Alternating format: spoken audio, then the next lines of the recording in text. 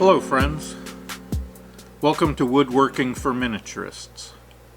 My name is David Knight, and this episode is going to be the first of a series of progress reports. And when I make more of these in the future, I will label them as such.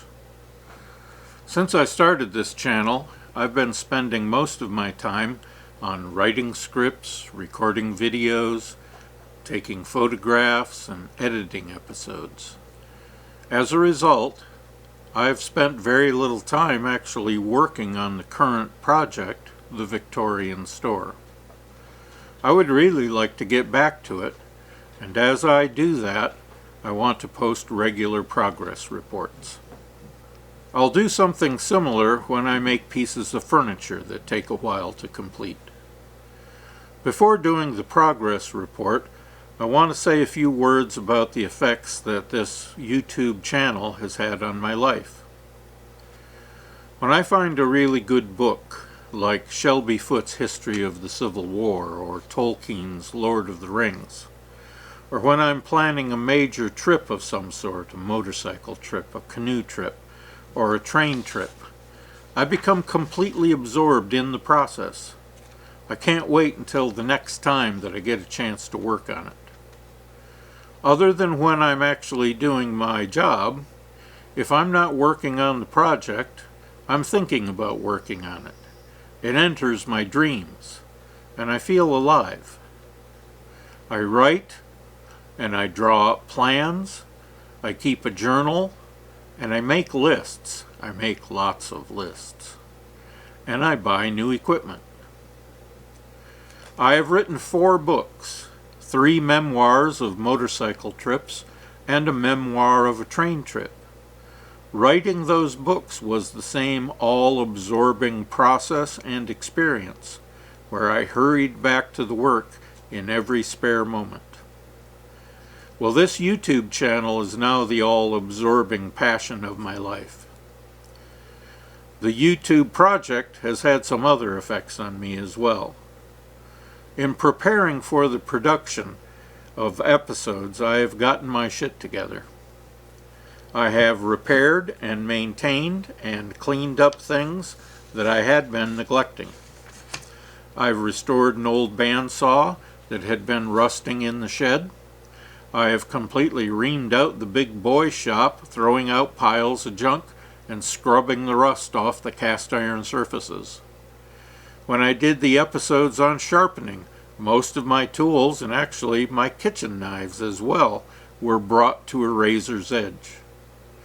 I have improved my kit, buying a jet thickness sander and a tiny Proxxon drill press, which I hope to show you soon. There is a line spoken by Jack Nicholson in the movie As Good as It Gets. "You make me want to be a better man." Well, you, my viewers, make me want to be a better woodworker, a better miniaturist. So I thank you. And I'm asking you to like, to subscribe, to share, to comment, and to tell your friends, because that is what will keep this going. So now on to the progress report. The Victorian Store is currently on a low rolling platform.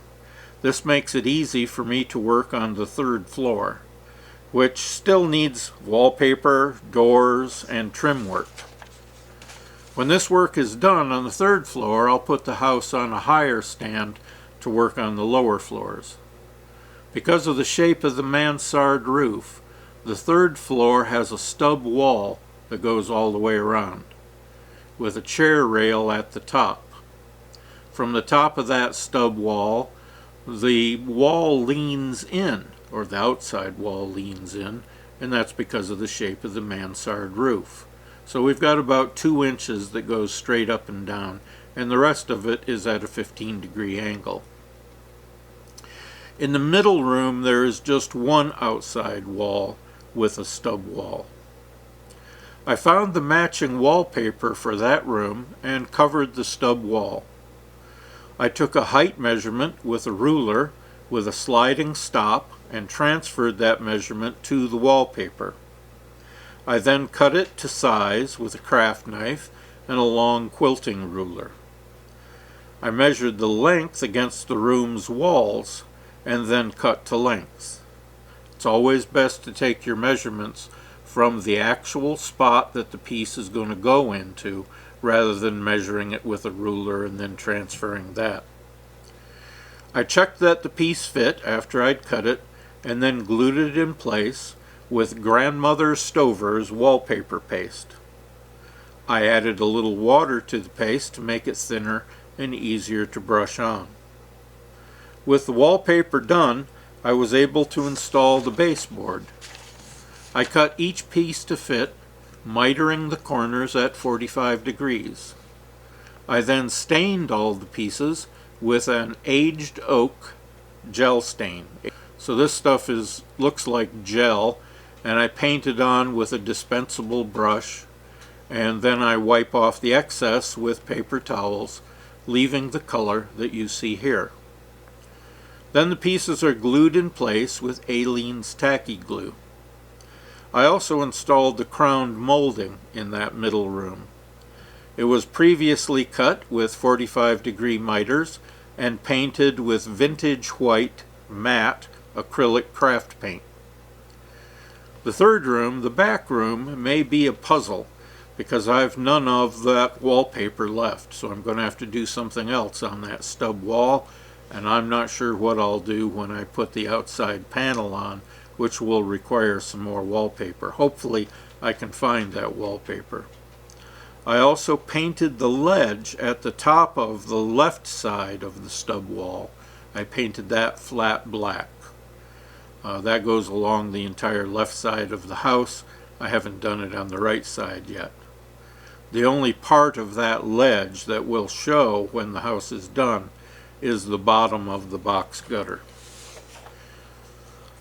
Here are the things that are left to do on the third floor. Build and install the doors and transom windows.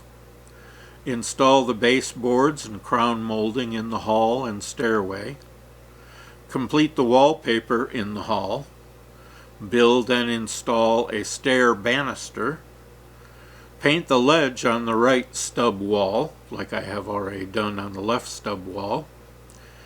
Install the face of the box gutters, a narrow red painted strip. Install the stairway light, and I think that's it. I should set aside 1 day a week to make progress on the house or to make progress on a furniture project, to keep that kind of work as a part of what I'm doing here. Well, that's it for now. Please like, subscribe, comment, share, and tell your friends. Help me make this project a success, and keep the shiny side up.